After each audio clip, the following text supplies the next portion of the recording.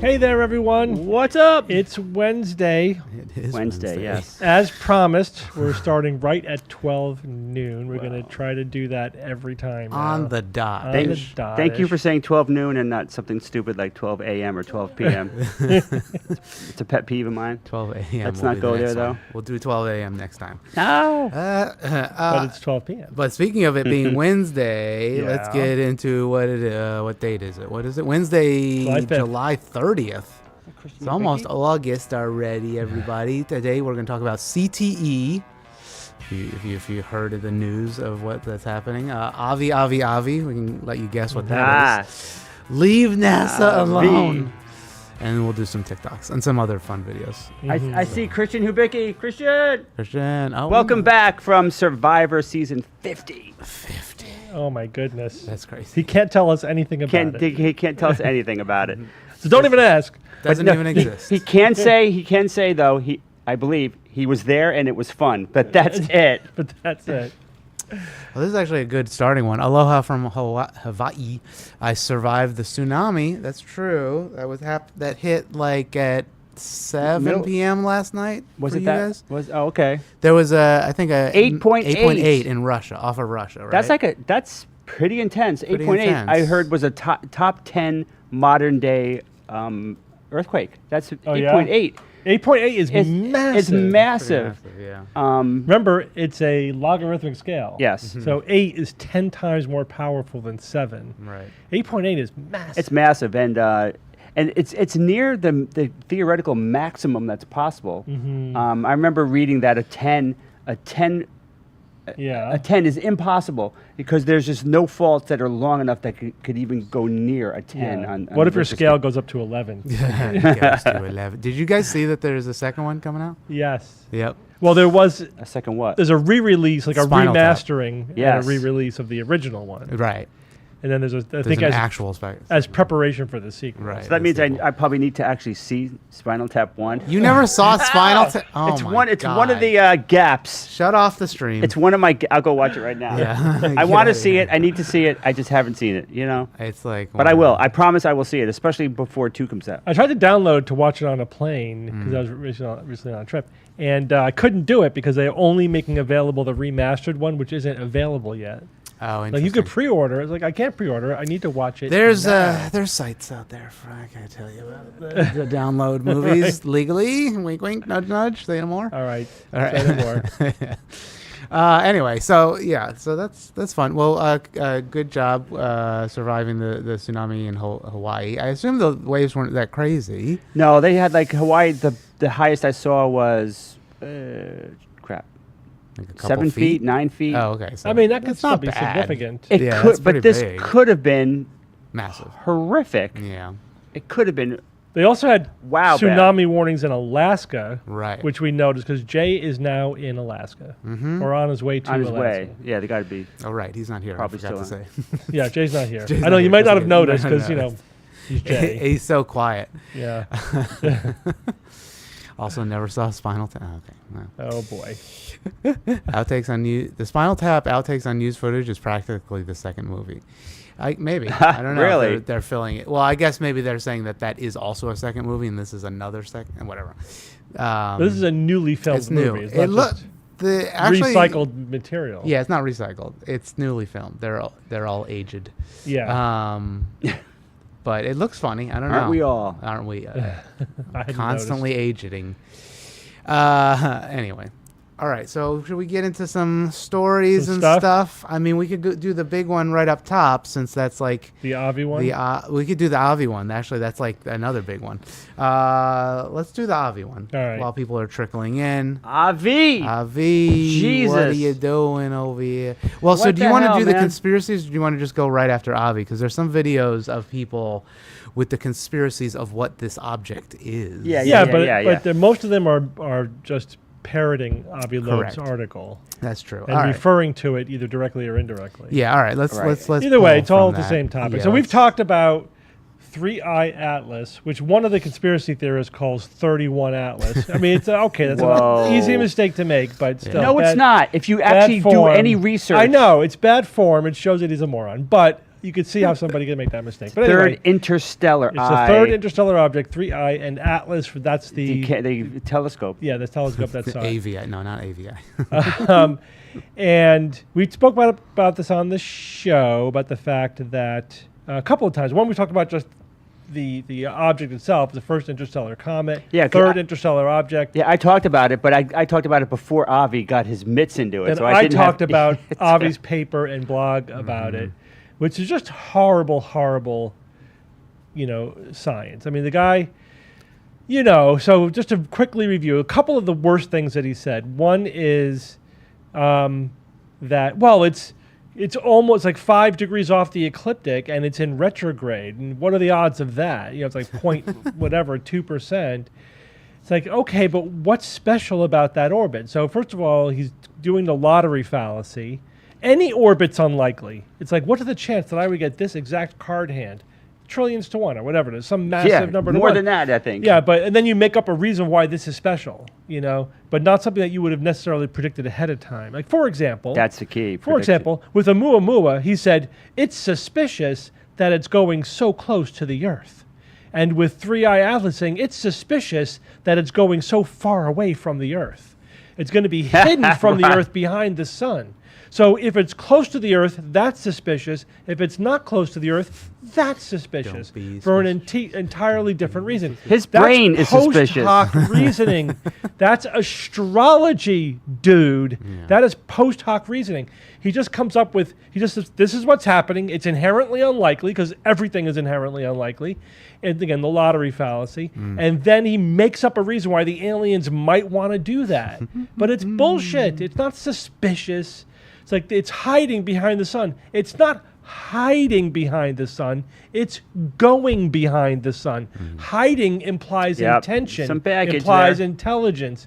Yeah, so our use of words matters. That's a loaded term. It's not. I don't think he necessarily said hiding, although that was his argument. But then other people have picked up on it and said it's whatever. It's on a course whereby it can survey the inner worlds, not Earth, but like Jupiter and Mars, and it's going to be hiding behind the sun. So they're just taking it the next step. What are the odds that it would not go behind the sun? I mean, it's like almost know. 50-50, right? Either it's going to be visible or it's going to be behind it. It's going to be in that's- front of it. I mean, so it's A close approach, it's like a 50-50. Right? So anyway, so that's, and then the worst argument he said was, and it would have at the speed it's going, it would have entered our solar system 8,000 years ago, right when human civilization was recording its own history. That's a completely non sequitur. Sounds nonsensical. arbitrary. What does that even mean? So, first of all, that matter? why is the moment that it entered our solar system of any import? How about when was it launched? We don't know. We don't know where it came from. It's probably billions from a solar system that it would have been traveling. They estimate about several billion years at least to right. Given where the part of the galaxy that it's from. It's hard to know exactly.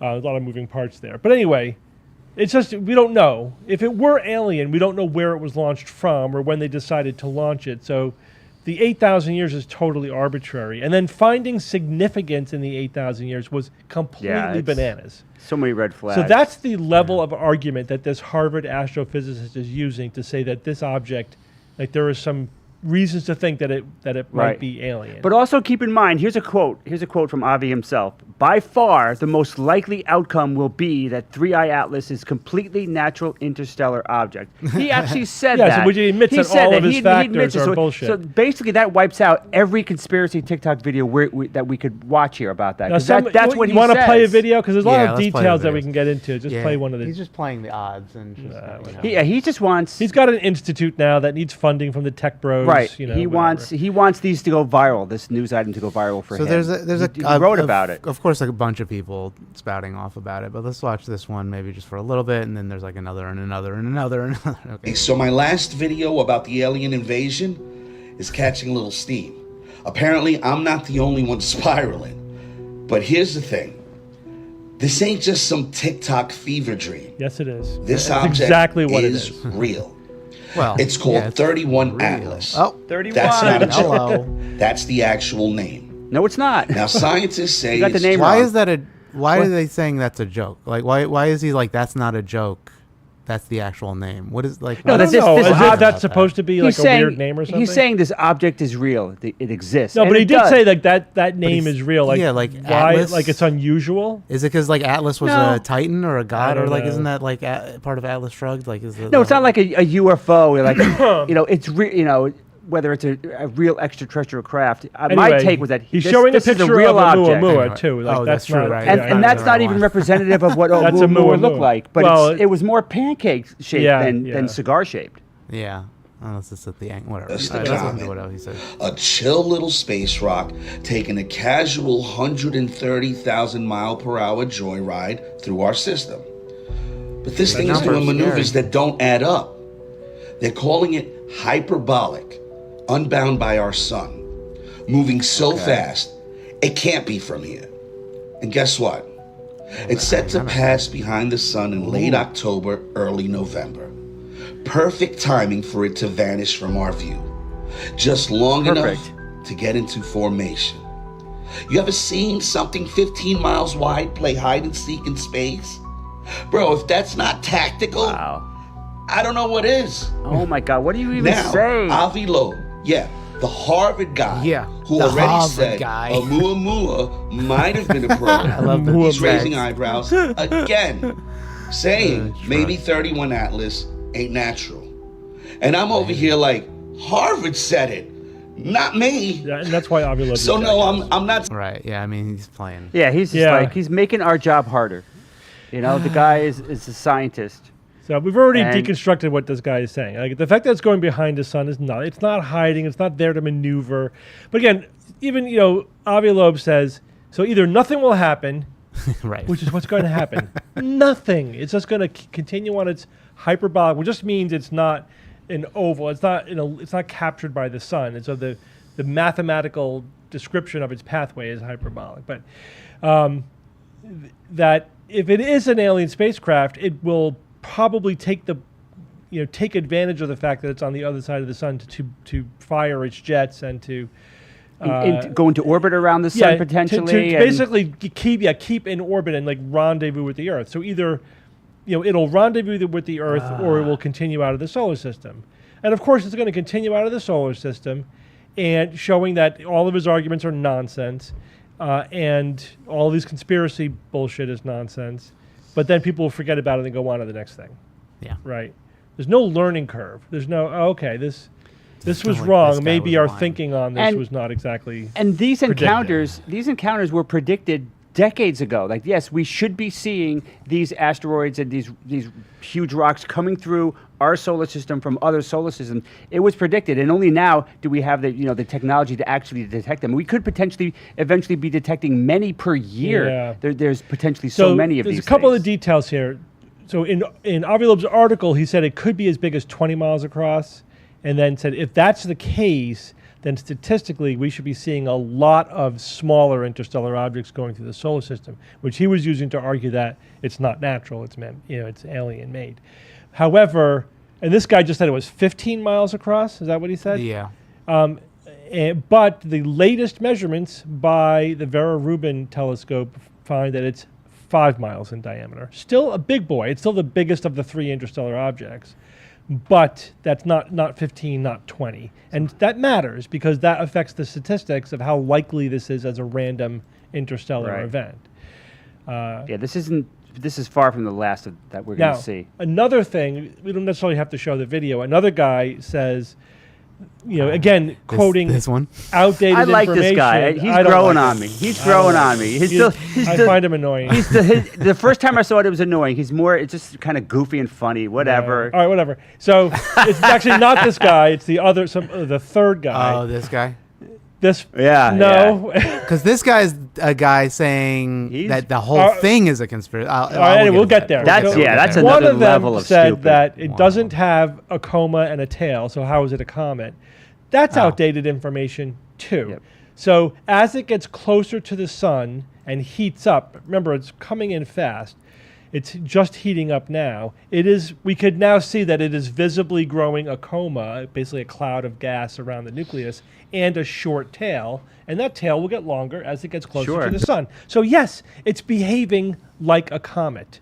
No mystery there. Your information is outdated. Yeah, but is that coma really an electromagnetic shield against our radar? They're raising their shields. Red alert. Red alert. The double secret conspiracy guy is basically saying, Oh yeah, this one. yeah, Let's get to this guy. So I mean, this guy is just the annoying one. he's just quoting I know. Avi Loeb. He does the Astrophysicist same at stuff. Harvard just said that there's a 12-mile-long mothership that's headed towards Earth that they originally thought was a comet. Goody! Yeah, he said that there's a 12-mile-long mothership headed towards Earth.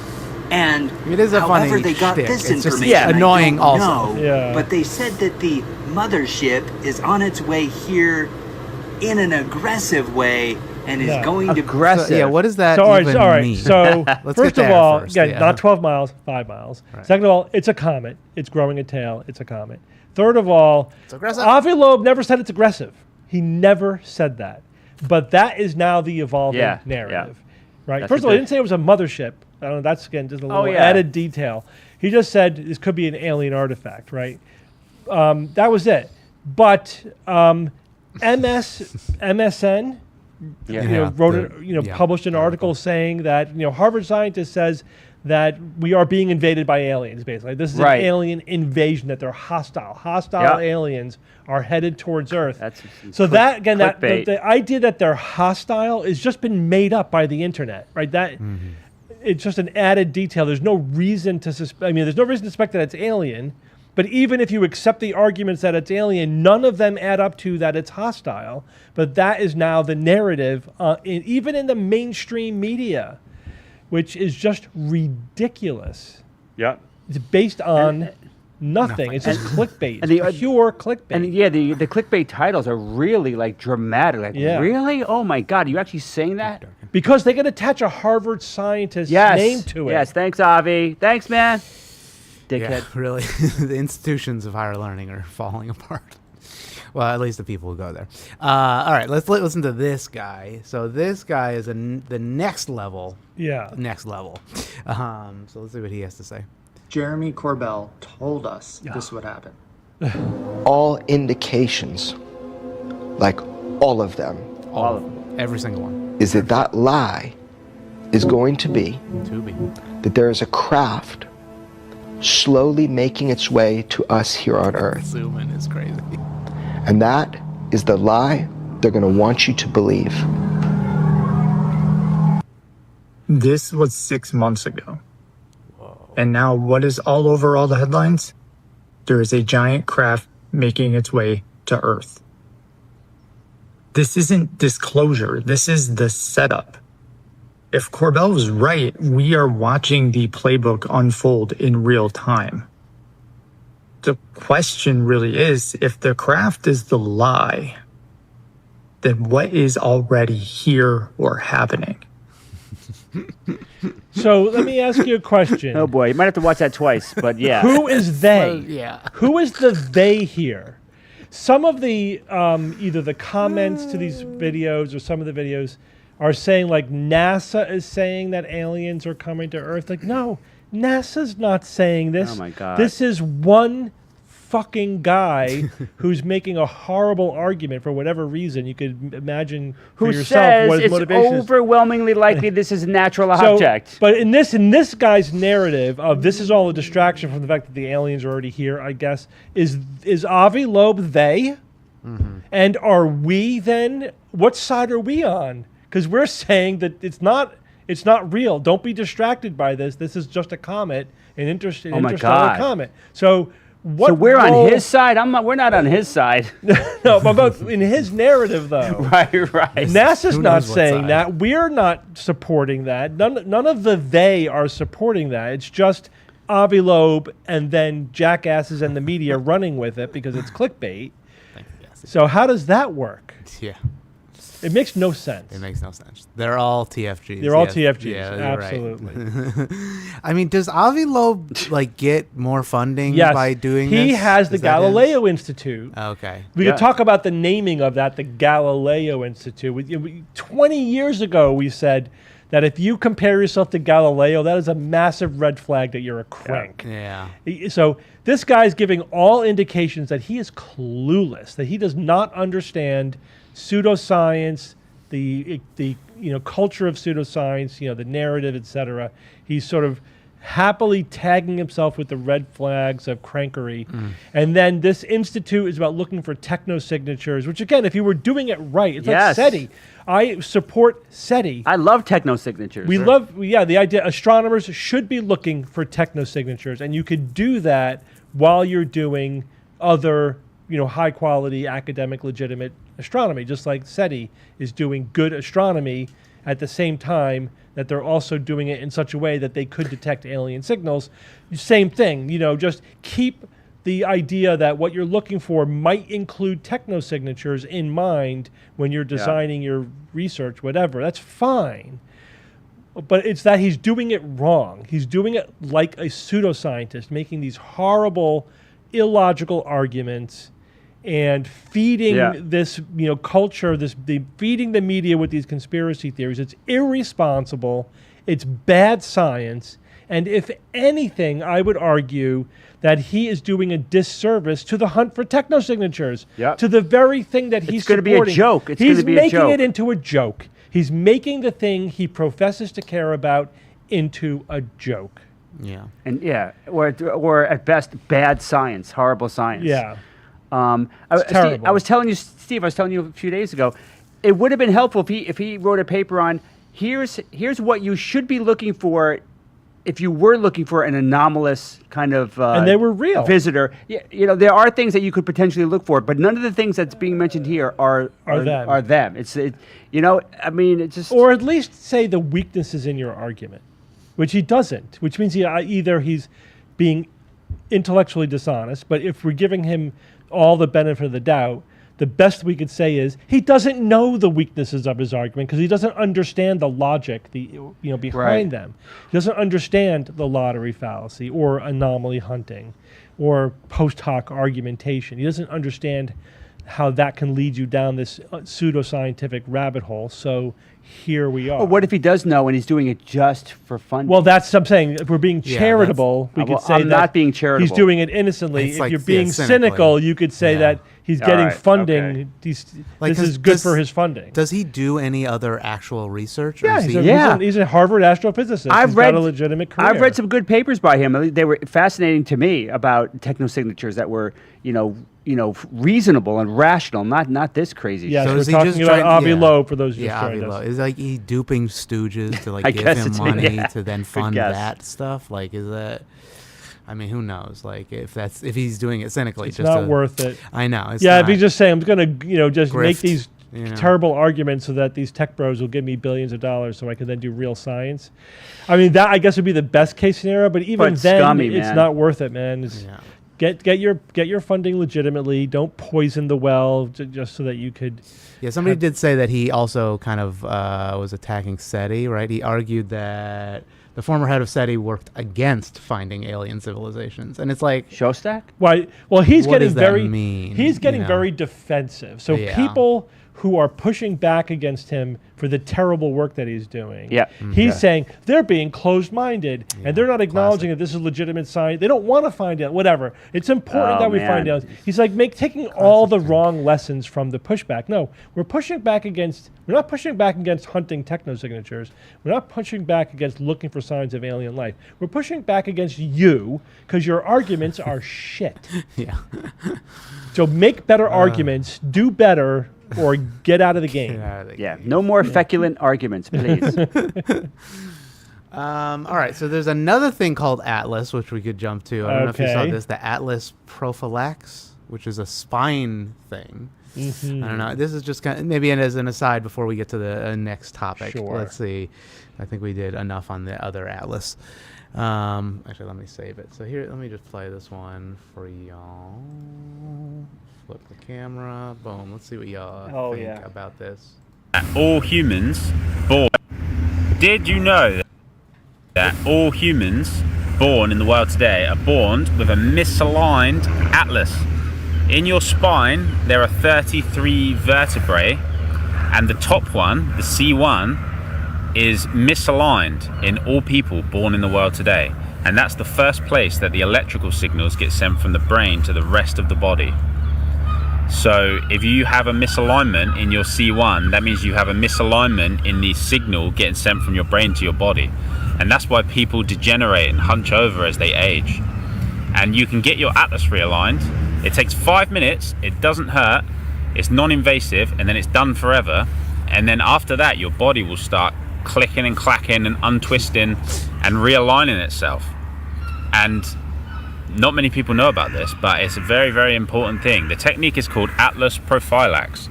You can look that up and you can find an independent practitioner wherever you live. There's only 140 of them or something in the world that do it. And once you get that in, you will experience profound change. Is this a chiropractic move? Sounds maneuver? like it, yeah. It's all bullshit, of course. Oh man, yeah. So first of all, the fact that even if we accept the premise that the atlas is misaligned, what does that mean? That means the signal's misaligned. That's a non sequitur. Obviously, we're just talking about the pathways through the brainstem and then through the upper spinal cord. It's if a misalignment, or a problem with the spine would be a problem if it were compressing the cord, right? And you have to get actual cord compression before it would interfere with the signals. Right, because a little bit of a misalignment, it's not going to really mess up that No. signal, right? No, there's a lot of space in Yeah. there for a reason. I mean, obviously our spines degenerate over our lifetime. You can get narrowing, right, of those spaces, in which case it's less resilient to movement and stuff. But that's something that we would see on imaging. Having looked at thousands of MRIs and CT scans of cervical spines and also brains, which pick up the upper part of the spine. So I've seen this so many times. Most people do not have misaligned atlases. It's nonsense. It is not true. Vertebrae. And there's no problem with the neural pathways, again, in any healthy person. And if you had a severe enough problem, whether it was a disc bulge or a degeneration or an anterior lithesis where the vertebrae are displaced one on the other to the point where it was compressing your cord, you would freaking know it, right? You would know it. It wouldn't be subtle. Wouldn't be subtle. It would be easy to see with imaging. In fact, most people's imaging looks much worse than it really is, if that makes sense. We don't operate or recommend operating on everybody who has anomalies in their spine, because it has to be severe enough to warrant doing that. But also, all right, then you click over to, but what about just alignment? That's not surgery. Getting a realignment, whether it's a chiropractic adjustment or whatever the hell they're doing here. There's just no evidence that it's of any benefit. That's the bottom line. There's no evidence that they're actually changing the alignment of the vertebra, first of all. And there's no evidence that a misalignment of the vertebra was causing any problems, or that fixing it fixes anything, has any positive medical outcome or functional outcome. It's all just made up nonsense. Right? It's just a story that they tell. And again, it's about as accurate as what this guy is saying. Here's apparently the tool they use to just make it up. We just make it up. Yep. Look at chiropractic. Invent a problem, invent a treatment for the fake problem, and then charge people to fix the fake problem with your fake intervention. It's just like, shh. It's like, shh, be quiet. Just let it happen. Just let it happen. It's crazy. But yeah, that's. I mean, the grift has to find a new thing to fix on you. Anyway, that was another little Atlas-based something or other. Let us move on to. Do you want to talk about CTE? Sure. There was a recent. People probably heard about the shooting in Manhattan with this guy who claimed to have CTE. Here we go. And a mental health history. Left behind a note. He killed a bunch of people like an asshole. But I guess the real question is, like, how CTE is obviously a problem, but, like, how does that affect, like, mood and your ability to logic and all that kind of stuff? Before Steve goes, is there any bread today? I didn't make any. No bread, so I'm going to have some beef jerky while Steve talks about this. Why? What? You're going to eat beef jerky while I'm talking about it? Can I multitask? Okay. I'll eat it during the next commercial. I'm getting hungry. I usually have bread at this time of day on Wednesday. You can't wait? What? Beef jerky time. All right. Explain what CTE is from the beginning. CTE it's a lot of protein. is chronic traumatic encephalitis. So it is what happens when people get multiple concussions. The micro damage, builds up over time until you can get a dementia-like syndrome, right? It's been observed mostly in NFL players and other players of sports that involve chronic head trauma. Soccer, also can cause it. And it's a huge problem actually for these contact sports where head trauma is common because it really causes severe neurological damage over time. And it's really causing a rethink of, like how much helmet protection do they need? How do we need to change the rules so that it makes it less likely, to suffer head trauma? How long do we keep people out of playing after they suffer a concussion? Are we letting people go back to playing too soon? Clinically, we know that like when you get a concussion, it does take a long time to recover, longer than it seems. Yeah. And you really should wait until somebody's fully, near fully recovered before you let them go back to doing some behavior that will, that puts them at risk for more head trauma. Definitely, and I've seen this in many patients, each subsequent concussion is worse than the one before that. Obviously, it all depends on how hard you were hit, the amount of trauma. But even that being equal, people are less resilient to subsequent concussions. Is it location too, or is it kind of like affect everything? Yeah, I mean, so to some extent, yes. There's what we call coup, counter-coup images, trauma, injury. The coup is the side of the brain where you get hit. The counter-coup is the opposite side because your brain basically sloshes over to the other side, smashes up against the skull on the other side, and gets damaged there too. Well, how do you spell coup in that? C-O-U-P. Oh, all right. But also there's something called diffuse axonal injury. So the whole brain gets damaged. Yeah. right? Because the whole brain's getting shooken up. So you can imagine, like, if you got a bad enough head trauma, the brain gets shook up really bad, that there's all these tiny little micro tears inside the brain, which causes all kinds of disconnections in the neurons that allow the brain to communicate with itself, right? So all the brain cells are connecting with each other, and a lot of those connections get disrupted. So the brain doesn't communicate with itself as robustly. So what kind of problems does that result in? So you could think about it in as the processing speed of your brain goes down, and the neurological functions that are most susceptible to this diffuse axonal injury, or traumatic brain injury as we call it, are those functions that require a lot of heavy processing. So one thing is your ability to process sensory information, especially multiple sensory streams, especially with a chaotic environment. So like people who have had or have a post-concussion syndrome, what we call a post-traumatic syndrome, have a really hard time in a cocktail party environment, right? Normally you can filter out all the noise and listen to the person that you're talking to, for example, but they can't do that. They can't filter out distractions. They can't filter out extraneous sensory input, because that takes heavy processing power. Usually something that's happens in the background, we take it for granted, but when it's gone, you notice it. The other thing is attention. Attention requires a lot of frontal lobe activity. Again, we take it for granted that we're constantly shifting our attention from one thing to the next. But imagine if that shifting, like maintaining attention, shifting attention, deciding what to pay attention to, if that took a lot more mental energy than it normally does, just getting through your day could be exhausting. And they really have to like focus on one thing in a very quiet, non-distracting environment in order to really get anything done, for example. Another thing that your frontal lobes do, though, is what we call executive function and inhibitory behavior, right? So it does, executive function is sort of your highest level strategic decision making. It's like planning, deciding what to do and what not to do because it's in your strategic long-term best interest, right? That's your executive function. That's what's decreased in people who have ADHD, for example, right? It's an executive function disorder.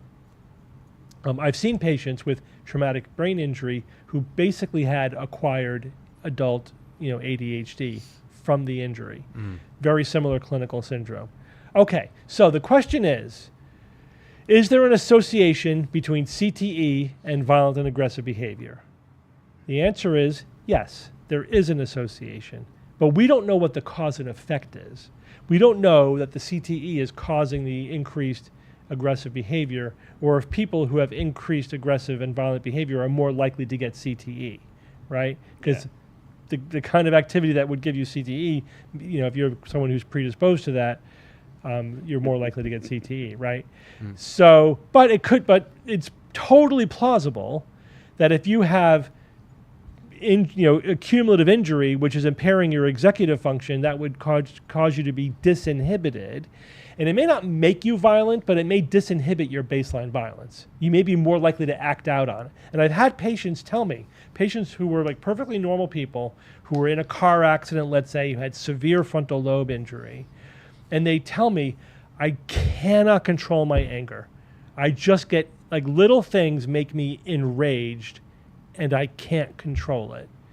That's their experience. That's their brain has changed. Their brain function has changed. It doesn't mean they are acting out on their violence, but it does mean they have a hard time containing that emotion, and they may act out on it because the executive function that they normally would keep it bottled up is not functioning as robustly. So then we have to use medications to control that. One of the medications we use is ADHD medication, stimulants, because that helps that part of the brain function better, keep things tamped down, keep things bottled down. So that's the background information, right? I don't know how any of this applies to this one individual. I know nothing about this individual. All we know is that he says he has CTE. We don't know if that's true. That's true. I haven't seen any medical information about them. And you can't find that out until And you postmortem. You cannot make the that was my next statement. Sorry. You cannot make the diagnosis except with tissue. You need basically need to look at the brain tissue itself. So just usually we diagnose it at autopsy. Just to give a little weight behind why it might be the case is that he ended up killing himself, but he shot himself in the chest. I was going to ask, how did he kill himself? The justification was so that his brain was retained, or at least that's he didn't want to blow his brain apart. He didn't want to blow his brain apart because he wanted to donate it to science so that people could. So we may know. So we may know eventually, one way or the other. Yeah. You know, there were obviously some weird things about, like, he went to Blackstone, which he was trying to go to the NFL, and Eric Adams said he must have taken the wrong elevator and accidentally went there. Some people thought Blackstone was Black Rock, you know, because, but that's not the same thing, even though there's like some, you know, investment stuff in military, whatever. It doesn't really matter. But that's like the justification behind that. Somebody actually said something interesting. GD, I played grade school and high school, I assume football. I've been thinking about donating my brain. I worry about getting scammed, though, because I hear some podcasts about body part selling industry. I was definitely knocked out twice, and I stayed on the field. So, you know, it's interesting, you know, about that. Don't do that. Yeah, I know. So, and that's also a change in culture, you know, with increased knowledge about that. And one thing that I've learned also, too, is that apparently cheerleaders also have a high, cheerleaders have a high incidence of concussions. Yeah, they fall. Really? Even more than football players in some instances, because they have no padding, and also they fall from great heights when they're doing stunts. So and soccer players from heading the ball. Oh, that's true too. Yeah, oh, damn. Yeah, you think that? I don't know how they do that. The soccer ball is hard. I've tried to do that. I'm like, I ow. mean, it's not a. So that was the question initially, but you know, the information that we have says that yes, this can happen. This is a subconcussion, you know, head trauma, right? When you head the ball, it's not enough to knock you out or to give you a concussion. But if you do that a lot over years, does that tiny amount of trauma build up enough to cause CTE? And the answer appears to be yes, which is not good. Woof. There were more cheerleaders in my PT facility than there were football players. That's man, yeah. I mean, yeah, I know. My wife was a cheerleader. She definitely hurt her legs from that, but luckily not bonked on her head. Somebody was asking about grand mal seizures, and whether or not that can cause damage. I think you've talked about that before. I can quickly talk about that. Yeah. So the answer is we don't know. And does having a seizure itself damage the brain, right? So the seizure is an abnormal electrical output in the brain. And it's these are events. Usually the seizure builds up, it happens, and then it stops. And usually most seizures take 2 to 3 minutes, but there are different kinds. And you can have status epilepticus. Those are the ones we worry about, where people have like more than 5 minutes by definition. A prolonged seizure that's not self-stopping. So part of the problem is that damaged brains are more likely to seize. So again, correlation, causation. And we don't let people seize to see what happens to the brain, right? So how do you really control for that? You can't do the study that you would need to do. It's all right, we're going to take these 100 people who with seizures and just let them seize for the next 20 years and then see what happens to their brain. And we're going to take these people and we'll give them standard of care treatment to control their seizures. You can't do that. It's unethical. You can't let people suffer to see how badly they get damaged. So we don't have the kind of gold, standard evidence that we would need to really be able to say for sure. So we have to infer it from observational data, uncontrolled data, etc. And it's just hard to answer it definitively. So the answer is that it might, but we're not really sure. It doesn't cause a CTE-like syndrome. And so we certainly feel it's better to treat seizures than to not treat them. But of course, the medications also have side effects.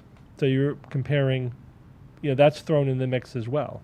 And they're significant. The anti-seizure drugs inhibit brain function. That's how they work. They shave off some IQ points. There's just no way around that.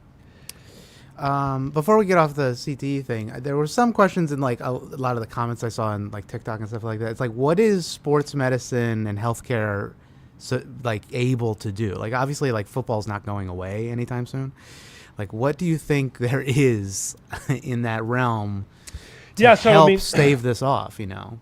So doing the research, showing what's happening is the most important thing. Like being able to say definitively, because they will use, the fear, uncertainty, denial, right? We're not really sure what's happening, so let's not do anything until we're 100% sure that this is the risk. So, making the science as solid as possible, and then making specific recommendations, and then lobbying for public health, as a public health measure that we need, these rules in place to limit damage. Making the public aware of the results of the research. But you're right, if without public pressure to make changes to protect, and again, it's also what context. We're talking about high school students, college students, NFL players. You're going to get different responses and different pressures. I think it's moving quickly in the high school sports realm, where it's a lot easier, because all you have to do is scare parents and your kids are going to get brain damage. That's a much easier sell than we're going to cut short your multi-million-dollar NFL career to protect your brain. That's a different level. There was also a question about, and I'd seen this posted before, are helmets making it worse because of the protection? You can quote unquote hit harder. Is it better to actually have softer helmets? No, it's not so better. It's there's a weird dichotomy. The helmets, so I guess not. I mean, it's a reasonable ask because there is the unintended consequence of the false sense of security. Right. But the thing is, you could say seatbelts are bad because they make people drive unsafely. It's that's you can say that about any measure that they'll make people. But the thing is, sometimes it's true. Sometimes it's true, but not always. You have to know in case by case. I do think there's for example, when people are driving SUVs, they get a false sense of security because they're in a bigger vehicle. They do drive more dangerously and are more likely to get into rollover and other accidents. But with seatbelts save lives, helmets save brain tissue. I think the best helmets we have now, I'm trying to remember the exact number. Don't quote me on this. There's something like, if you're talking about the forces at work, it knocks 20 pounds per square inch or something off the impact force. It just reduces the force of the impact by a specific amount. And so, you're better off having 30 pounds of force rather than 50 pounds of force hitting your head. And in terms of how hard people hit, that's an NFL issue, right? That's something that they regulate. There is, people have raised the point of just players are getting bigger, beefier, stronger in the NFL, Right. and that's just an arms race of big, more competitive players. 400-pound muscle. Yeah, and that is increasing the risk, because there are greater forces involved because of that. So you're saying that I think in Las Vegas, they're doing the allowed to use steroids at will league. I mean, that one might be extra dangerous. Absolutely. Aside from the steroids, but also just right. Yeah. So okay. So be careful out there, Maybe don't do cheerleading. But certainly, with my own patients, I don't tell my patients what to do. Yeah. I just tell them what they should do if they're interested in protecting their brain. They can make their own life choices, but if your brain function is important to you, these are the things that I would avoid. Right. And one thing I do recommend is wear a helmet. Wear a bike helmet. That's true. Definitely. Wear a helmet. It is amazing how fragile and also how resilient humans are in a way. You could fall off your bike without a helmet, dead, or fall from a plane 10,000 feet. And I mean, very rarely survive, but a couple people I think have. There was that one recent plane crash. Was it in India? Where one guy survived? And it's out of 200 or something like that. Yeah, I mean, he got just thrown clear. I mean, it was I think there happened to be an opening next to him in the outer bulkhead, and that he was able to get through. Yeah, but it was that's just luck. That's just roll. That's just occasionally you're gonna roll 320s. 320s in a row or whatever. Yeah. 320s. Yeah. Anyway, all right. Let's move on. Let me save that one real quick. That was cool. All right, what else? What do you got, Ian? Come on, hit us. So actually, let's look at the topics. Boom. Leave NASA alone. Leave them alone. Does anybody even Man, people have a bug up their ass about NASA. I mean, I don't. It's just nonstop. It's like, what do you Yeah. think they're doing? It's like they're barely funded. Do you think they have time for all this? I know, right? You think they're wasting their funding on making on stupid on conspiracies? sets and simulating low gravity. Is this the one? Or is this the Mars one? Oh, this is the Mars one that you sent me. Oh, we can do the Mars one really quick. All right, let's do the Mars Let's one. do the Mars That's one. fun. Oh yeah. man, partly a math. this Yeah, guy's it was like- facial expressions were just like Yeah, off the it's just hook. Off the hook. I call But him. there were 2 Mars ones. But Oh, okay. There which- are a couple. Yeah, This but is the first one that Bob sent. Let's send this. this is the We're from Mars one. I think humans are from Mars. Yeah. There's a crazy theory going around. Yeah. So you know the Mars theory? Mars. That there's aliens on Mars? Nah. So there's a theory Nah. that Dude. Mars was the original planet that humans were from. Okay. And then something happened that we all had to fly to another planet and live on. So there used to be like civilization that lived on Mars. But now it's all dried up, right? That's all dried up. Now bag this. On Mars, there's an element on the periodic table called Xenon. Now, Xenon on Earth is only found, this is crazy, is only found after a nuclear explosion. Not Nuclear. true. Yeah. Not so true. Yeah, no, it's not theory, true. and it goes hand in hand now. What if on Mars there was a nuclear warfare, destroyed the whole planet, but people were able to escape just in time, landed on Earth, and they had to restart from nothing. So we are the aliens. We're the aliens. What the hell? Dude. All right. let's Yeah, talk- Bob and I hit up on one thing. Well, let's talk about the Xenon The first. Xenon. Xenon. There is Xenon on Earth that can be collected and used, and we do. Is but it there, 1 part per 20 million? or Yes, something right. In the atmosphere. there is though radioactive Xenon, and that it is kind of important. It is created by nuclear reaction. But let me introduce and- you to the concept of isotopes. Yes, right? isotopes. Different. There are many different isotopes of xenon. That's the same number of protons, different number of neutrons. And there are the naturally occurring isotopes of xenon exist in nature. Yes. There's probably a lot in our core. There's some in the atmosphere.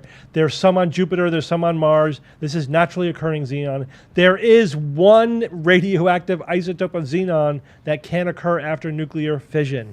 That's not all xenon. It's just one radioactive isotope. Right, and it is valuable to detect. Yeah. Hey, were there any nukes set off here, like underground, say illegal underground nuke? And that's not the xenon on Mars. No, right. Which, believe me, you would have heard about it if there was evidence of nuclear explosions on Mars. And there isn't. And if it happened a long time ago in the past, I don't think the radioactive stuff would have It decayed. It would have decays. decayed. That's the thing. It decays. It wouldn't be around. So it's wrong on multiple levels. Oh my God. But we could also talk about the fact that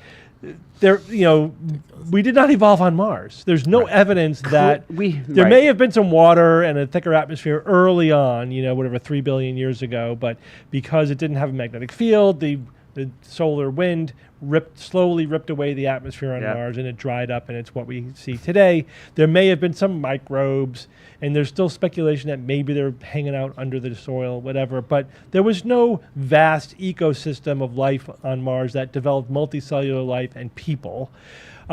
Second, you would have to what is the hypothesis here, that like all the life on Earth was brought here from Mars, or just humans?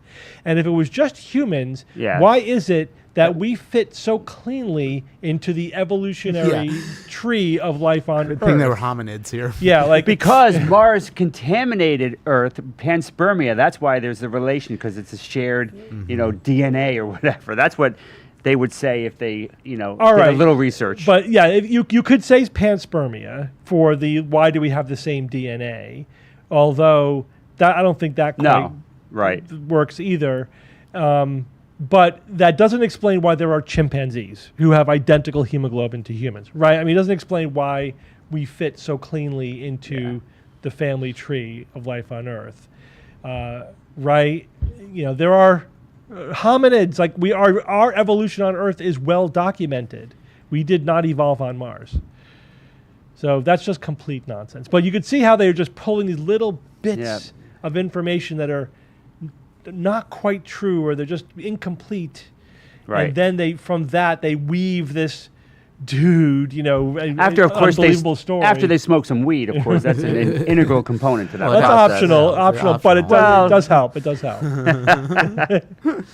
right, let's see. Was there another Mars one? There was the guy. We don't know if you need to, he's like, it's just an argument from personal incredulity, right? So that's the lesson there. He's like, oh, this one. We went whatever millions of like we sent a car, a rover, millions of miles to Mars, and my car breaks up on the way down on the way to work. How is that possible? That was pretty funny. Yeah, his video exceeds the maximum number of curse words. It's like my car can't go over 200,000 miles, but you can go 8 million miles. All right, let's watch a little bit of it because it's kind of funny. I don't know. I'm the CEO of the Department of fucking Common Sense. And Common Sense will tell your stupid ass the way they giving the motherfucking rover from Earth to Mars. That's 127 million miles away, according to NASA. That motherfucker 127 million miles away. You mean to tell me that motherfucker didn't hit shit on his way there? You mean to tell me that motherfucking rocket didn't need no maintenance on a 127 million mile trip? Magnets? No, maintenance. Oh. Maintenance. Well, so first off, let's address that. Does he think it's driving to Mars? I mean, first of all, it didn't hit anything on the way there because space is mostly empty. Right. It's space. It's empty space. It didn't need any maintenance because it basically just drifted there. It coasted. It's like traveling down a hill for 126 Not even. million There's no miles. friction. There's nothing. It's just coasting through the vacuum of space. Well, I mean, if you're going downhill, friction doesn't really matter that much. But you know were still doing he's not realizing you're just coasting. You don't have your foot on the accelerator for 127 million miles. Right. The rocket's not burning for that long. But it's like there's nothing there is the other claim. It's like, well, you didn't run into anything? It's well, yeah, like, that was just goofy. But I like this idea of like it just continues to go. The ship could literally blow up on its way, and it would still continue going to Mars. It's not going to stop for any maintenance problems. Believe me. I know, I'll set up a bleep. But also the idea of equating the distance that the rover traveled to Mars and like the distance that cars drive on Earth, of course, is nonsensical. Because it wasn't the rover was just a passenger, right? I mean, just on the trip to Mars. It wasn't driving to Mars. I don't know. Right. Yeah. Well, yeah. He's just confusing the rover with the rocket itself. Right, this is entertaining, but this is like not completely. This is it's just goofy. Yeah, I mean, I almost think he's gonna. Right. He could be a Poe. Yeah, that could 100%. This could be 100% be a Poe. This could just be playing into it. This could be performance. Yeah, but let's see what the. Why our cars break down? And if you could control a fucking rover from here to Mars, we should be able to be on our fucking phone in the garage. Now, I'm with him on that one. That's actually How does my cell phone work everywhere? Come on, man. That's a good point. But, I mean... they got bigger transmitters, I think. Yeah, they got bigger transmitters. Slightly. Also, concrete and steel or whatever, lead. Empty space is empty. Blocks. Yeah. Empty space Your garage is not empty. Unfortunately, yeah. It does block. I do get annoyed when I go into dead zones. It's crazy. It's crazy. Why do we not lose service in the elevator? Yeah. Stupid motherfuckers. This guy needs to learn about Faraday cages. Yeah, that's true. It is. Yeah, right. How come I step into a Faraday cage and I'm not getting any signal? It's like, isn't that effing Faraday do it cage? In the Superman thing where he can't look through lead, right? Yeah, isn't that his whole shtick? All right, so we have another little conspiracy thing. It's not NASA, but it is about a pilot and a plane. Mm-hmm. Oh, the story, in man! Mexico. This is just a story. This is just a crazy story. It's just, which is, I mean, it is a popular thing that was reported on, but it almost certainly is just like, okay, well, they're either misremembering or lying, like, or whatever. But let's just listen to it. This little tale. There's this 23-year-old kid named Rafael Perez, and he's out of this airport in Chimalacán, Mexico. And this kid, he's going to fly on his own for the first time. So he takes off at 9:15 a.m. And right away, he notices that it's very foggy. So he really has not really a good sense of where he is. He can't quite find the airport. And so he tries calling in with a radio. He doesn't really hear back from them. It's sort of garbled static. So he takes the yoke and he tries to bank the airplane left. But the airplane doesn't go left. It just continues flying in a straight line. The plane begins to climb, and he's not making the plane climb. The plane is climbing on its own. There was like this huge cloud that he was basically flying into. He can't see anything, and he passes out. He wakes up in the cockpit, has no idea how long he's been asleep for, but he's immediately shocked that, holy cow, I did not crash the plane. He also looks out the window, and there's no more mist or fog. It's actually just the open ocean underneath him. And he looks at his clock and it says 11:30. Took off at 9:15. It's below 3 hours. The amount of time that has transpired that apparently I was asleep for is not enough time for me to arrive over any body of water. In addition to that, he looks at his gas gauge and it's at 3/4 tank. And he knew that not only is that way too high, but he wouldn't have had enough gas to reach any water body. And as he's coming to like, what's happening here, somebody chimes in over the radio and goes, hey, are you there? And he grabs his radio and he's like, hey, I fell asleep in my plane. I don't know where I am. And the guy on the other end, he's like, hey, this is Carlos. Are you alone in your airplane?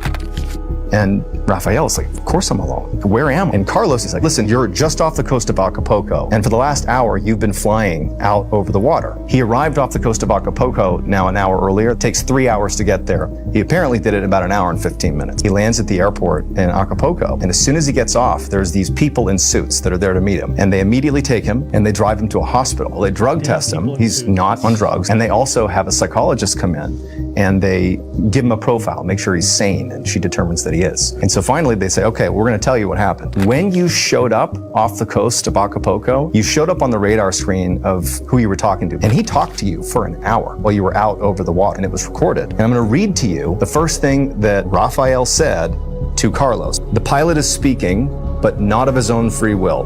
We are using him as a microphone. Your equipment is too primitive. It is not important who we are or where we come from, only that we are inhabitants of the same universe. For the next 30 to 45 minutes, the voice being projected through Raphael talked about humanity is the only intelligent species in the entire universe that uses warfare and conducts violence on each other, and you are poised for a nuclear holocaust, and you may be exterminated if this continues. And then at about 11:30, Raphael wakes up. No one has any idea how Raphael wound up over the coast, and the Mexican government quickly took this story, buried it, and now you can only access it in this obscure library in Mexico.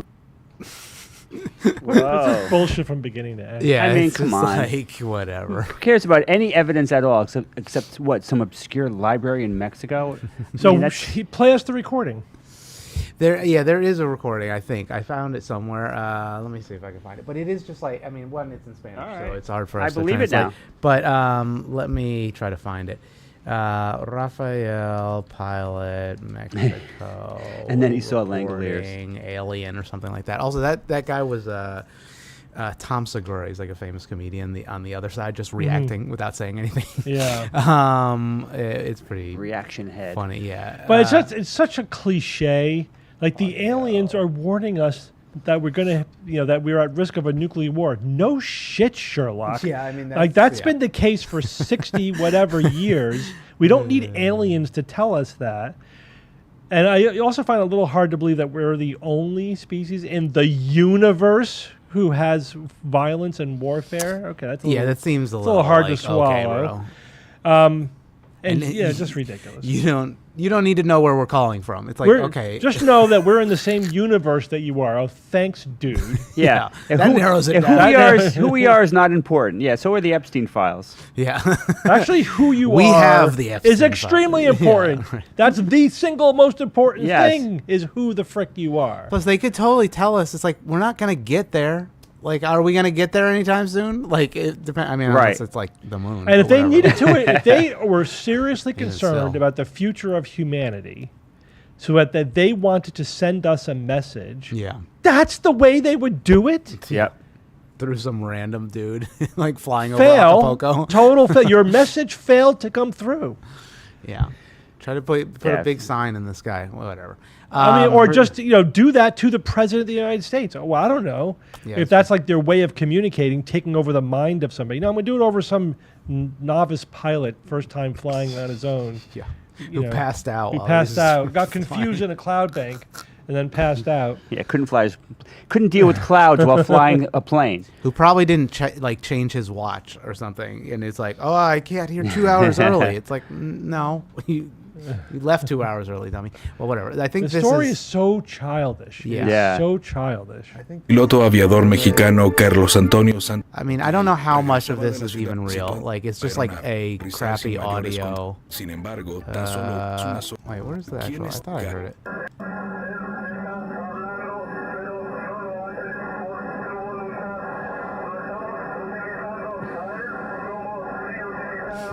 What's this Yeah, visualization? what's this visual? Their equipment is too primitive. This is the only way to convey.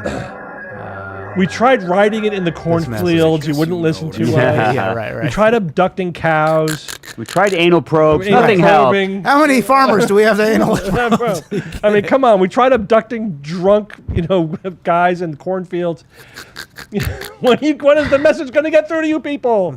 Stop nuking each other. So now we're talking to a confused pilot in Mexico. And yeah. that didn't work. What else? What do we got to do? It's like interdimensional teenagers doing like trick or treating. Right. Earth. It's like a prank phone It's a call. prank phone call to Earth. It's like, let's prank him again, dude. Yeah, right. We'll do the nuclear war thing again. It's like, oh, okay. That's so old hat, dude. Bro. Anyway, all right. So that's do the Hugh Williams one. Oh, okay. Yeah, that's a good one. And then we'll do the TikTok. And then we'll do the TikToks. All right. So Hugh Williams. Anybody in the chat know Hugh Williams? Is that this one? No, that's the nuclear. This freaking Andreessen, or whatever his name is.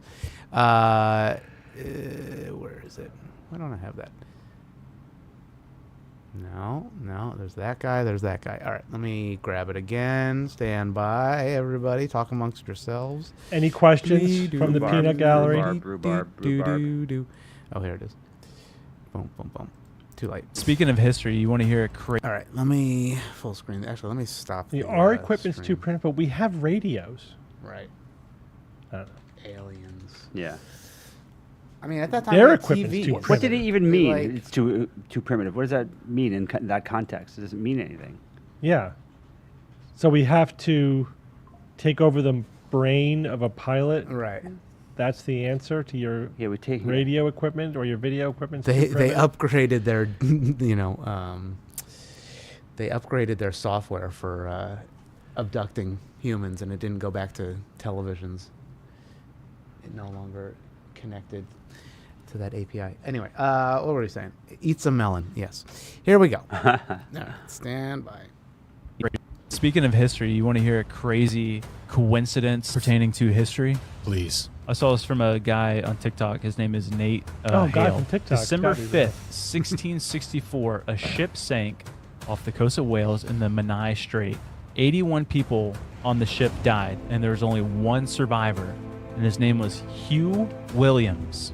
December 5th. Same year? 1785. A ship sunk in the exact same spot. Everyone died except one person. Can you guess his name?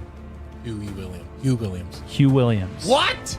August 5th, 1821. A ship sank in this same spot. One survivor. No way. Hugh Williams. Thrice times? No. August 19th, 1889. A coal barge sunk same spot, except this time there was two survivors. Can you guess their name? Huey and Hugh. Both named Hugh Williams. How was that possible? It seems like this guy's like a time traveler. Yeah. He's like, I gotta fix this. Like, I have And to. he keeps I have going to back. break the paradigm. What is it? Could it possibly be?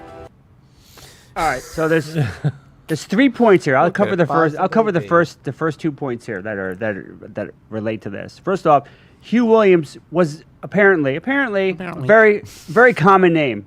Very common name. John Smith of that time and place.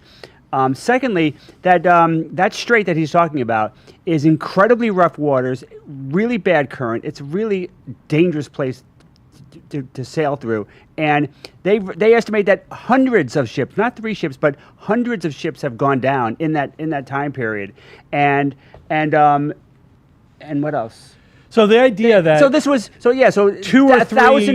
thousands of people were probably drowned. So this isn't some just a few ships. This is hundreds of ships, and then the kicker here. Yeah, is, so from one perspective, you could say that it's not that unlikely. It's not as unlikely as it sounds because there's so many ships that you're pulling from. It's not just like 3 ships ever went down and they all had a sole survivor named Hugh Williams, and that Hugh Williams is a very common name in Wales, in that region. But there was other speculation that maybe Hugh Williams is like John Doe. It's a placeholder name. And so it's like saying that guy John Doe keeps showing up in all these crime reports. Like, Who's this John Doe? Who's this John Doe person? But that turns out, while that would be wonderful if that were the answer, doesn't appear to be the case. That's not the answer. What is the answer is that the story is not true. That the simplest explanation. So this story cannot be verified. So first of all, the story that a person named Hugh Williams survived multiple shipwrecks off the coast of Wales itself is about 200 years old. So this is an old urban legend that's been around for a long time. It's not a recent urban legend.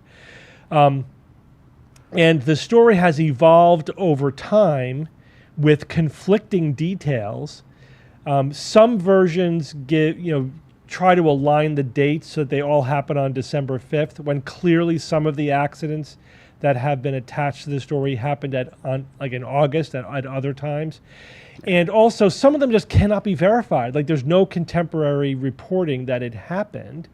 So it seems like this is an urban legend that got kicked off a couple hundred years ago, and the urban legend itself was then evolved over time. It gets retold, keeps cropping up every now and then, getting retold with the details morphing, and now we have 5 people named Hugh Williams, who survived. So the details, like it's a sole survivor, or it was on the same day, etc., or that it was a person named Hugh Williams. Those details morph over time to make the story stand out as much as it does. But bottom line, urban legend, not true. Cannot be historically verified. Don't believe it. Somebody said, it's like, wait, it's a rural legend. It's a suburban legend. I just booked a cruise, and all the other passengers are named Hugh Williams. Should I be worried? Yeah, probably.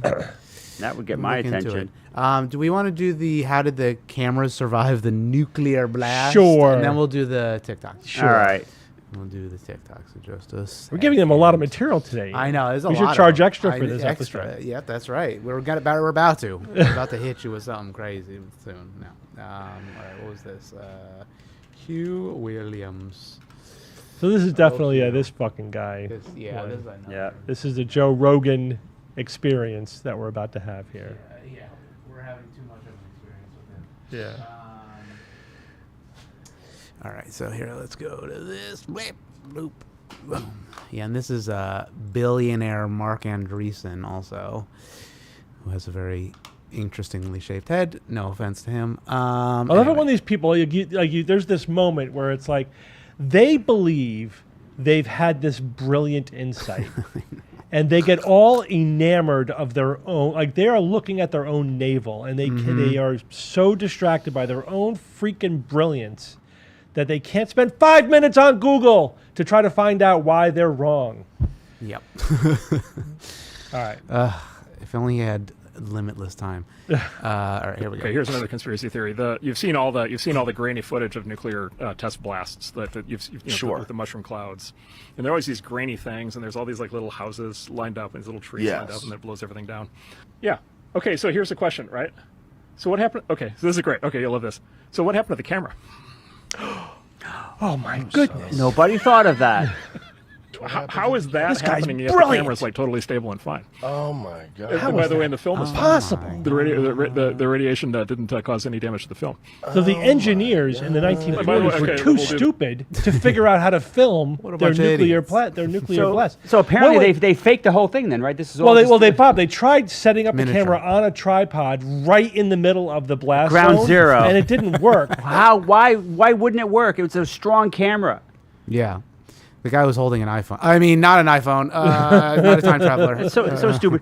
First off, there's 2 main answers to this question. First off, one is they're stupid. Yeah, that's one. Maybe 3. These cameras were up to 3 kilometers away from ground zero. They were not close to ground zero, and also they were in bunkers. Extremely protected. But this is not rocket science. It really isn't. But still, they did lose. Some cameras were destroyed because they were too close. They were on the edge of survivability. Right. Yeah, think about it. Oh my God, man. So, we're going to need to put this camera as far away as possible. So we'll get a really high magnification telephoto lens, something that existed. We'll put it in a bunker. We'll lead shield it.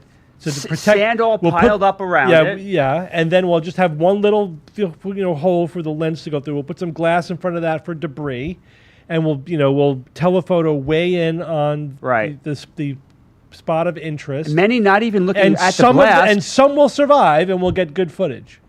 Yeah, and even if they had that camera close, it's like maybe they had so many that some of them survived, and they were able to recover footage up until the point where the blast destroyed it or whatever. Right. You know what I mean? Like, and these were unmanned bunkers, of course, but they also had some that were manned bunkers, obviously even safer than these. Yeah. But even some of those guys, got cancer later in life, and they were like, "Yep, I know it was the camera, the picture, and taking the pictures that did this."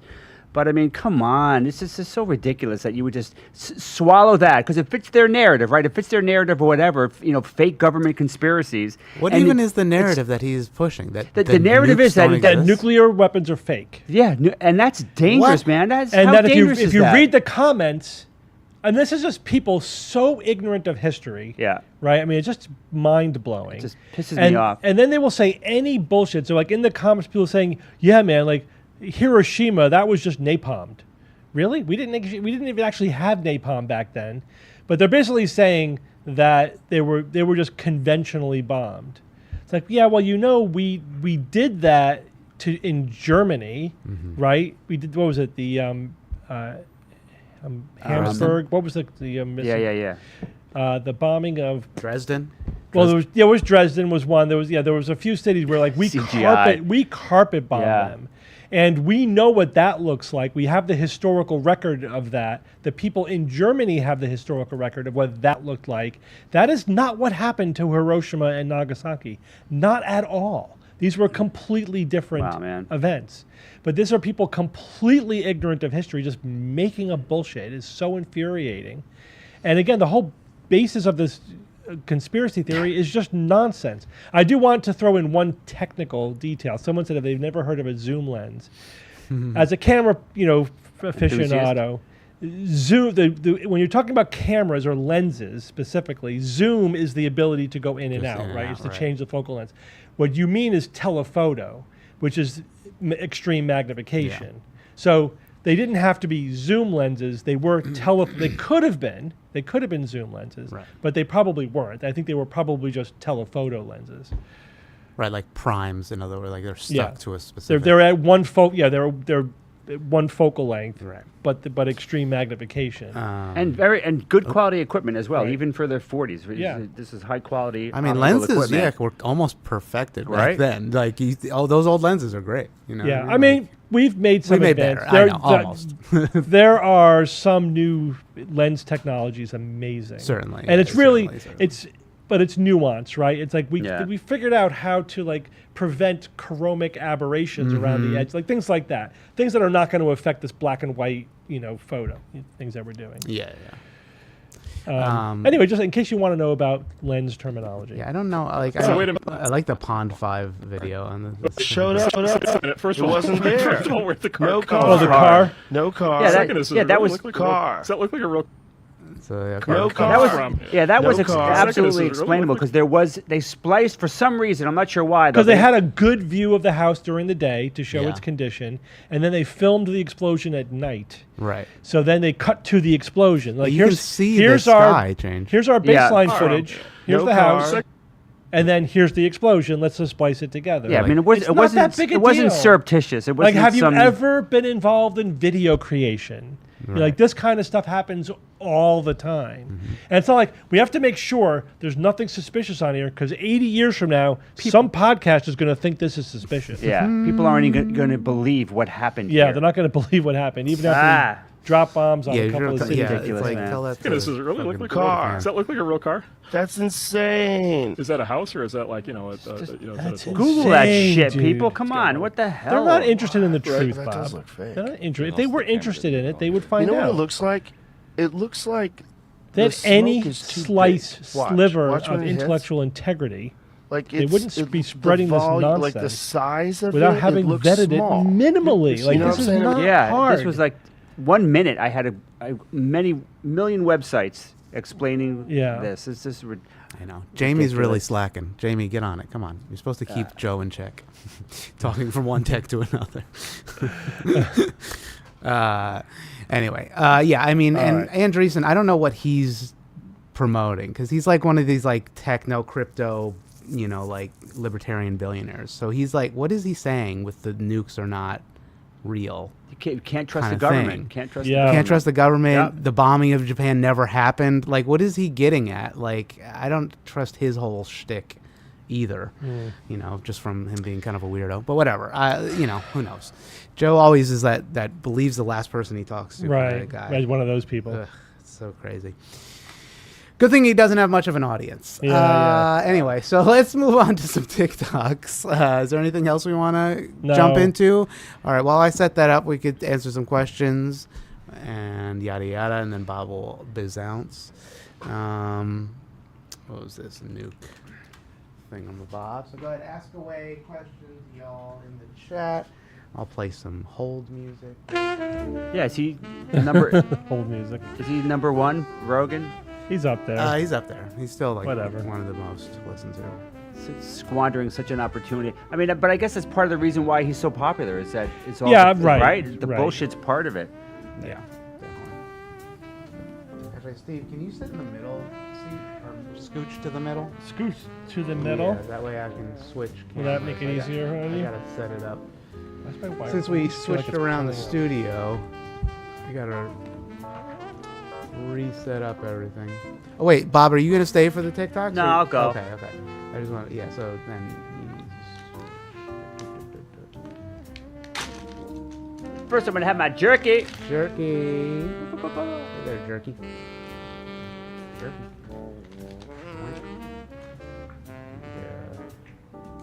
All right. Wherever Steve where you wants want to me? go. Thanks, everybody. You could do right in the center is good. All right, chat. Say bye to Bob. Say bye, Bob. Bob. We'll talk to you tonight. And actually, scooch that mic off screen, can you, Bob? And the chair. Yeah, just. All right, Bob. See ya. Chat says bye, Bob. All right, let's see. Got that going. Let me just make sure I got the picture going. I don't, of course. TikTok.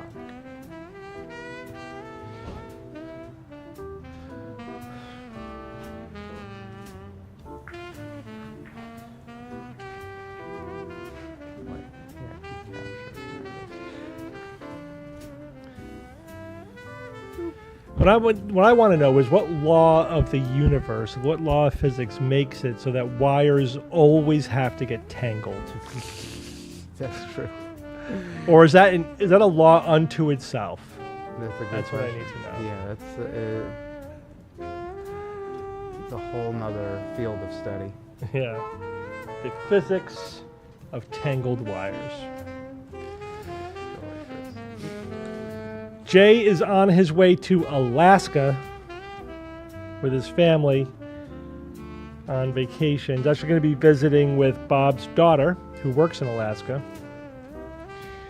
She has a cool job. She works with wild animals, like, recovered wild animals. Wolves, grizzly bears, porcupines.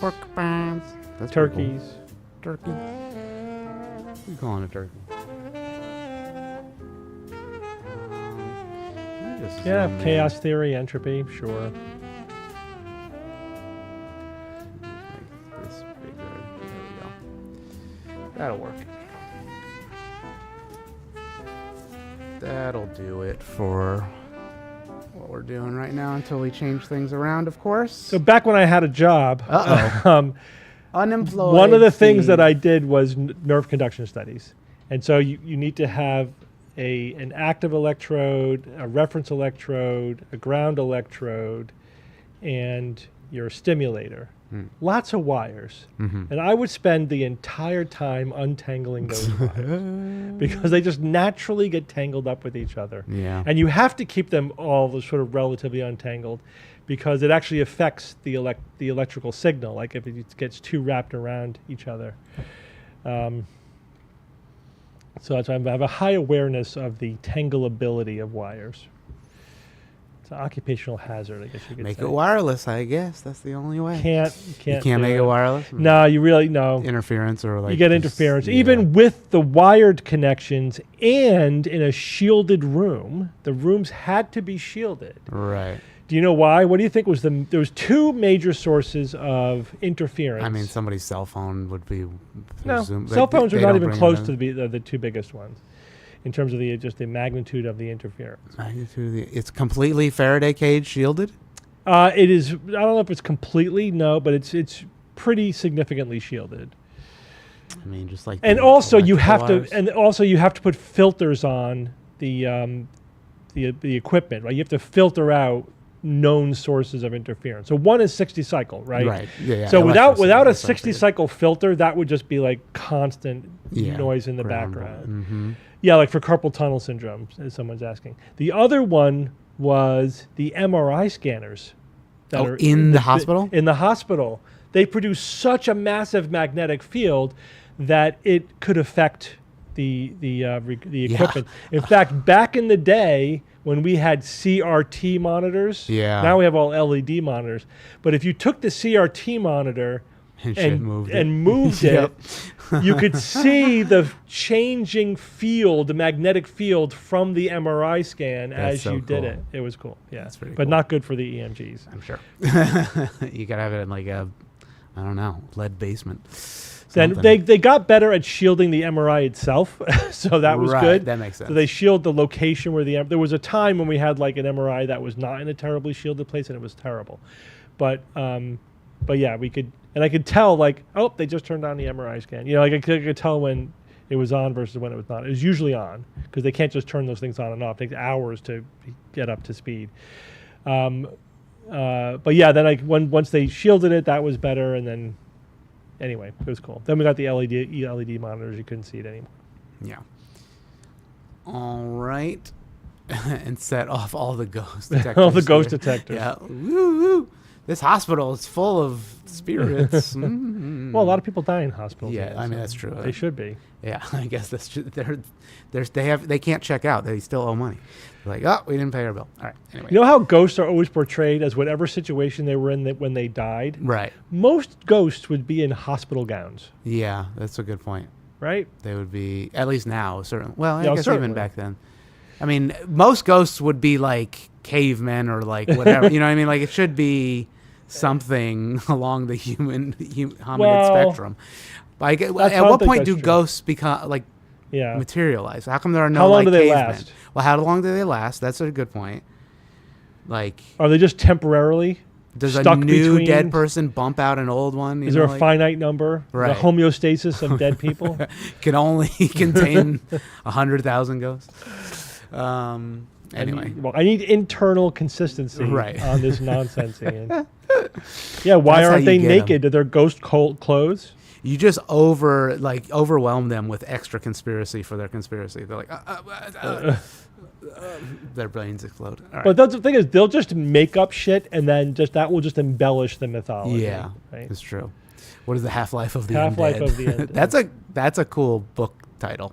The Half-Life of the Undead, or an album name maybe. Yeah, I don't know. That's cool. You should save that. All right, here we go. Let's go into some TikTok. So here, the first TFD. Oh god, this fucking guy. Okay. All right, let me record. So my question for all of you at home watching this is, if the dictionaries of the earth, which preserve our definitions of our languages we use to communicate with each other, if the definition of the word virus in all of them reads a poison or a venom, particularly a snake's venom, I would like to ask you all, how come when I go to the CDC's website, that is not the definition they give me of the word virus? How come the FDA doesn't give me that same definition for the word virus? How come the Vanderbilt Hospital, Johns Hopkins, the Mayo Clinic, Cleveland Clinic, how come all of their websites have a different definition for the word virus? And then I need to ask you this. If a virus, by definition, has always meant even to medicine, they know it, because medicine only uses the Latin language. They are beholding to the Latin language. to make all medical doctors, nurses, staff, and surgeons look superior in intelligence to you, because you don't know Latin. So they're all forced to learn Latin. They all know that Latin is the language they're all speaking to you. My question for you is this. Now that you've learned that the word virus means poison or venom, my question for you is this, Laban, and I'll leave this with your audiences. How do they create an influenza virus annual season? And how do they create a common cold virus annual season? If a virus in Latin definitions in English translates to poison, especially of snake's venom or venom. Wow. That is such a brain-dead argument. It is unbelievable. So first of all, it's an argument from definition, a semantic argument, and trying to get to weave this kind of bizarre conspiracy theory. But let me correct him on a couple of things first, and then I'll get to the meat of why this is nonsensical. First of all, medical terminology is mostly 80-90% Greek and Latin, not just Latin. It's actually more Greek than Latin. It is more Greek than it is Latin. So he's factually incorrect there. And this is not a nitpick, because his poor scholarship is partly why he gets to such ridiculous conclusions. Second, has this guy never heard of etymology? Words have histories. They evolve in their meaning. So, and this is very easy information for anyone to find. The etymology of the word virus. Yes, it does come from a Latin root that initially meant something like poisonous fluid or poison fluid or poison. It later was adapted to mean by Middle English time venom, and then the word evolved to mean since it was like a poison or a venom, when a liquid was isolated, like from pus or as part of a disease, right? Then they said, well, this is like a virus, right? This liquid is part of the disease. It contains the substance of the disease. And in some cases, you could actually transmit the disease if you introduce this liquid, this poison, from one organism to another. So they called that a virus, right? This substance that's causing the disease is a virus, meaning a poison. But then guess what happened? We discovered actual viruses, that what we now call in modern times viruses. We discovered that the disease-causing agent in these situations was not a liquid or a poison.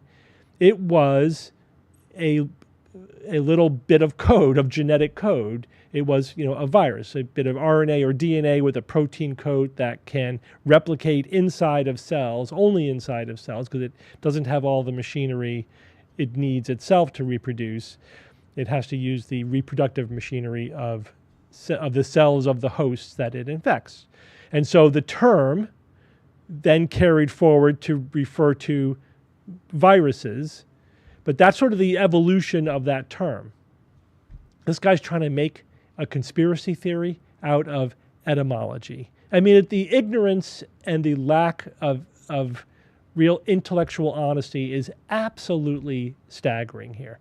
And then, of course, he's also trying to say that like dictionary definitions are different than the medical definitions. Well, it's not really true. You could look up the definition of the word virus even in non-medical dictionaries, and they will give you the modern definition, RNA or DNA bits of code infecting agents.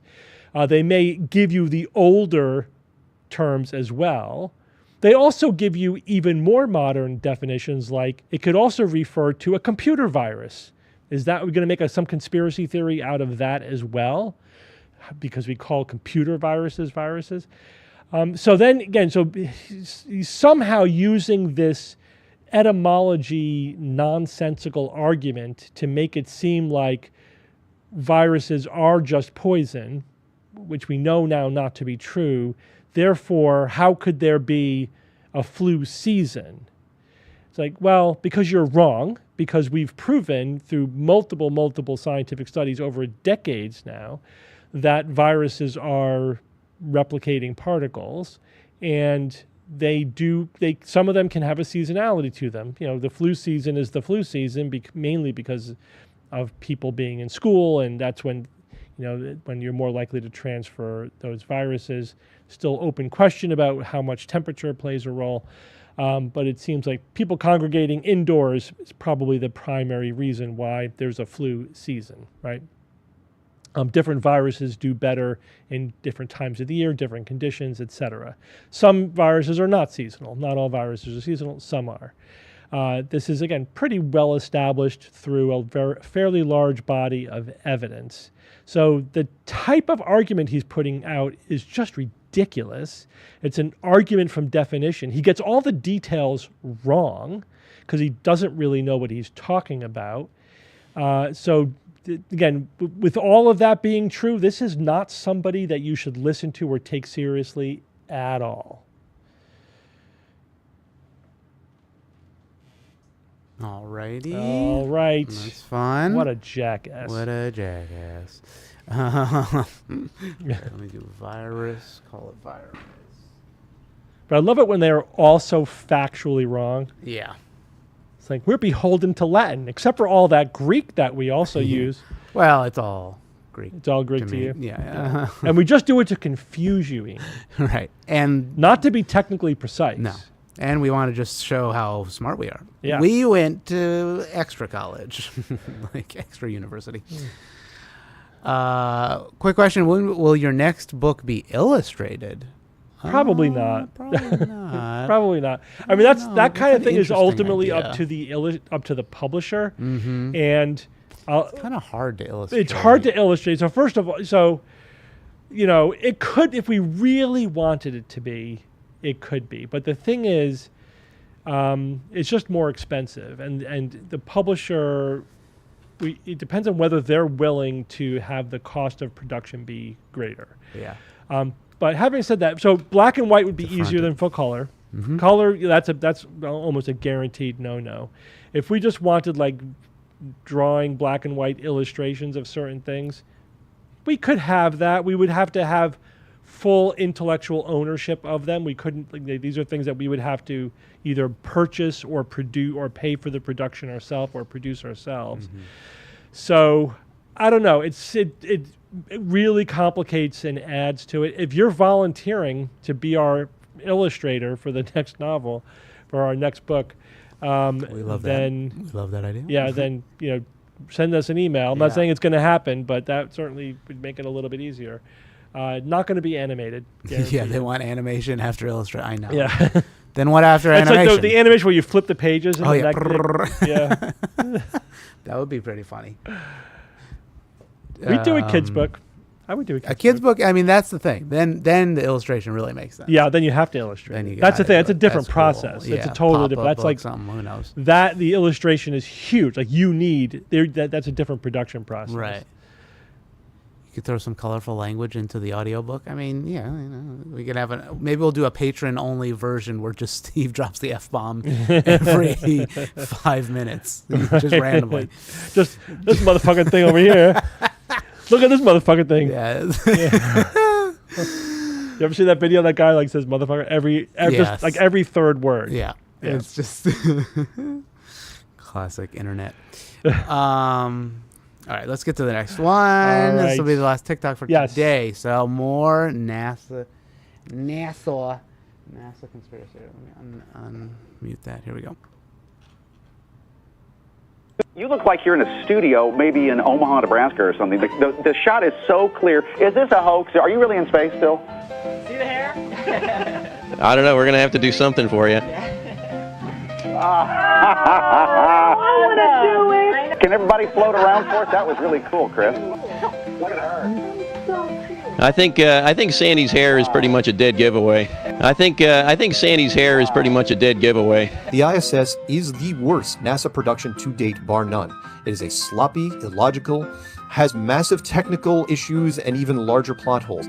So many, in fact, it is difficult to know which to address first. Where do I start? Alphabetical? Chronological? Order of importance? The first one that springs to mind is probably the most ridiculous.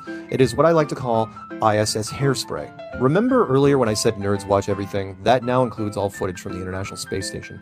On that station, there are a lot of things that do not make sense, including the very station itself. The ISS is supposedly in zero gravity, which means all loose items inside should have a certain flowing feeling about them. You can see this in zero-G planes that people sometimes rent. It is a kind of like being in a swimming pool, where things like long hair act a certain way. Only women on the ISS have long hair. No one on the station should have any hair at all. Hair of any length would break off and quickly clog the air filters. It would get everywhere. There is a reason why public swimming pools require shower caps, yet NASA lets it slide. I will too, in order to move to a bigger issue that stemmed from this slide. Now that long hair is allowed on the ISS, you have to deal with the zero gravity issue visually. In true zero-G, long hair flows like it was in water. You can see this in zero-G plane footage. Hair flows naturally to and fro and is expected. This is not the case with the ISS. The women's hair almost invariably stands straight up, like the Bride of Frankenstein. I know that reference dates me. I'm older. Their hair is literally permed, or at the very least sprayed to death. This is what I like to call a production risk. It is unnecessary and reckless. If you are staging a zero-G scene, there are a number of ways to visually deal with hair. You can pull the hair back into a ponytail. You can wear a cool NASA hat. As mentioned above, you could make short hair mandatory for both sexes. The last thing you should do is set the hair in place. It never looks natural. All right. More anti-NASA conspiracy theory nonsense.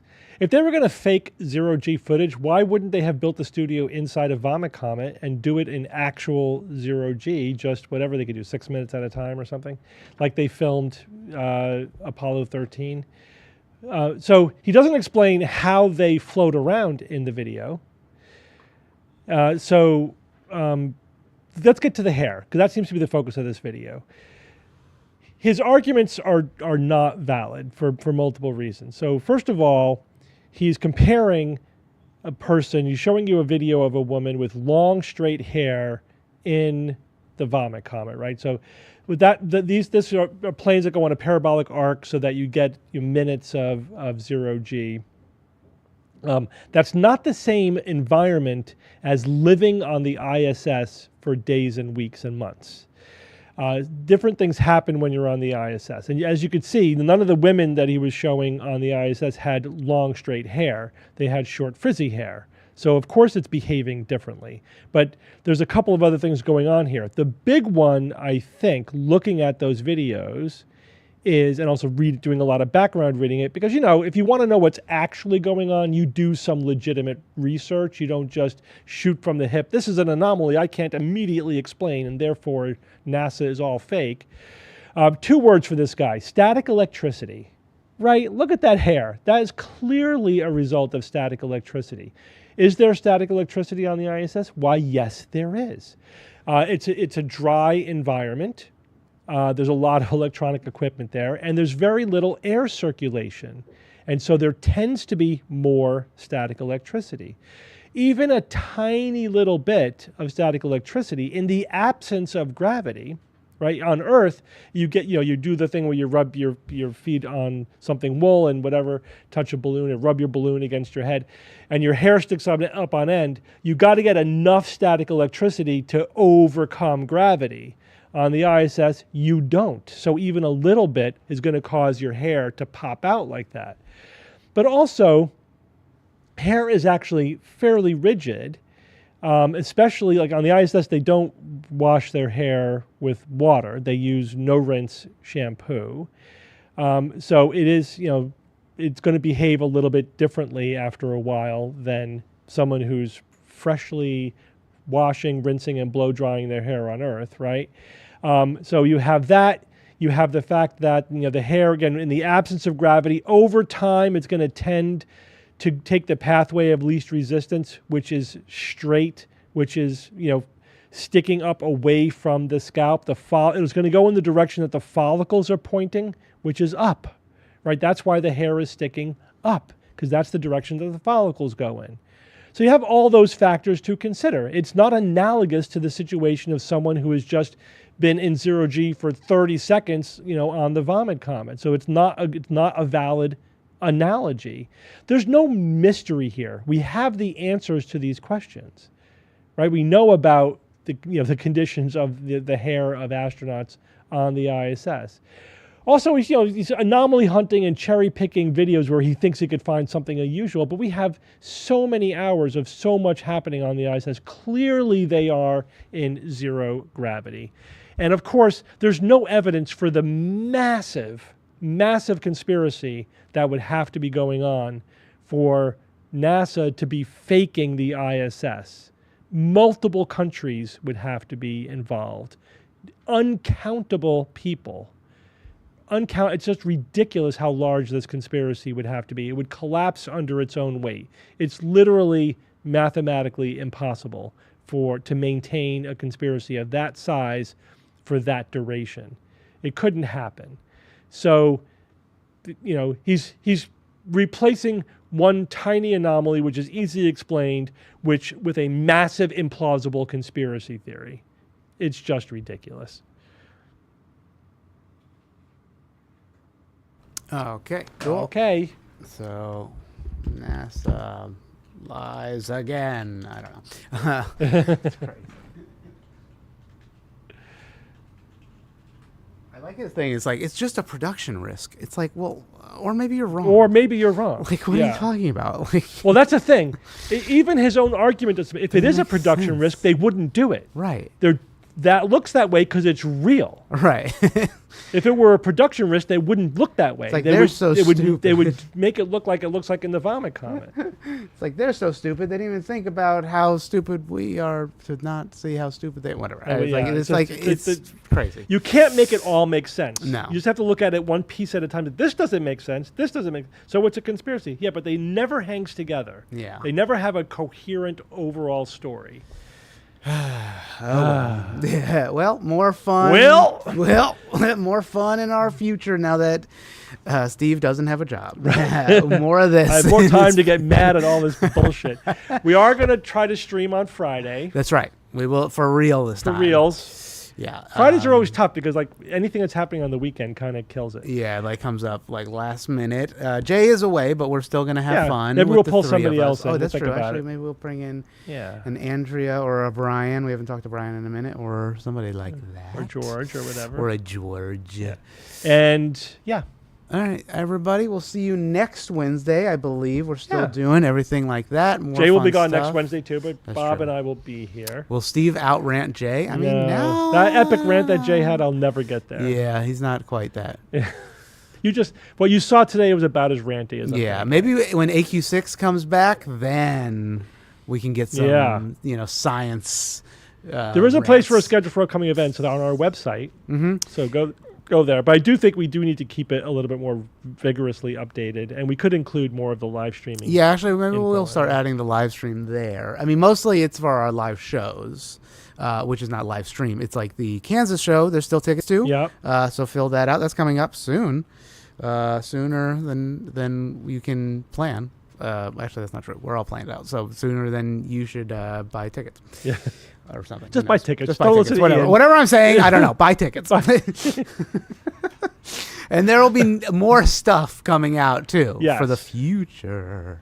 That's right. We're actively working on our new schedule, right? So definitely AQ6 is coming back.